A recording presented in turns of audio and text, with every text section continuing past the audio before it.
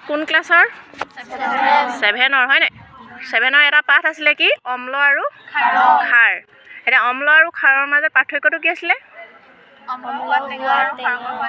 তিতা আৰু অম্লই নীলা ৰঙা কৰে আৰু খাৰকে ৰঙা নীলা কৰে এতিয়া আজি মই তোমালোকৰ সন্মুখত 4টা কাপ থৈছোঁ আছেনে এই 4টা কাপৰ বিভিন্ন ধৰণৰ পনীয়া বস্তু ৰাখিছোঁ দেখিছা সকলোৱে ৰাখিছা তাৰপিছত আৰু তোমালোকক মই কি দিছোঁ লিটমাছ পেপাৰ দিছোঁ হয়নে এতিয়া লিটমাছ পেপাৰৰ সহায়ত লিটমাছ পেপাৰ প্ৰাকৃতিক সূচক নে কৃত্ৰিম সূচক প্ৰাকৃতিক সূচক গতিকে এই প্ৰাকৃতিক সূচক ব্যৱহাৰ কৰি তোমালোকে এই 4টা পাত্ৰত কোনটোত অম্ল আছে কোনটোত খাৰ আছে সেইটো চিনাক্ত কৰি মোক দিয়া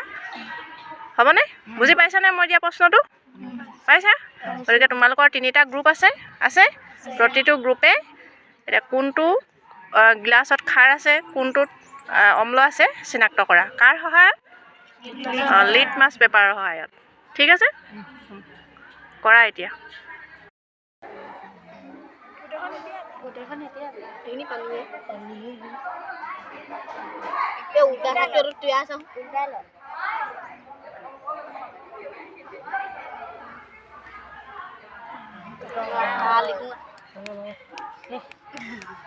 লিখো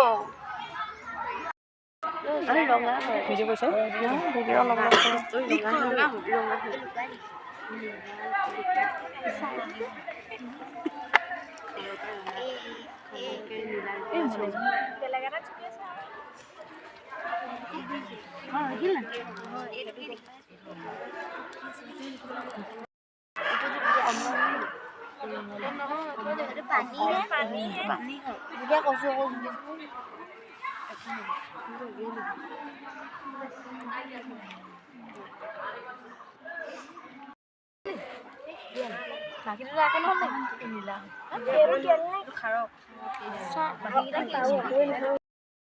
আজি আমি পৰীক্ষাটোত এই 4টা যি পাত্ৰ আমি পানীয় দিছিলোঁ তাত আমি কি গম পালোঁ যিটো পাত্ৰত ৰঙা লিটমাছ নীলা হ'ল সেইটো কি সেইটো খাৰক আৰু নীলা লিটমাছ ৰঙা হোৱাটো অম্ল পালোঁ আৰু এটাত একো সলনি নহ'ল হয়নে লিটমাছৰ ৰং সলনি নহ'ল তেতিয়াহ'লে সেইটো কি দ্ৰৱ বুলি কয় প্ৰথম দ্ৰৱ তেতিয়াহ'লে আজিৰ পৰা এইকেইটা হ'ব নহয়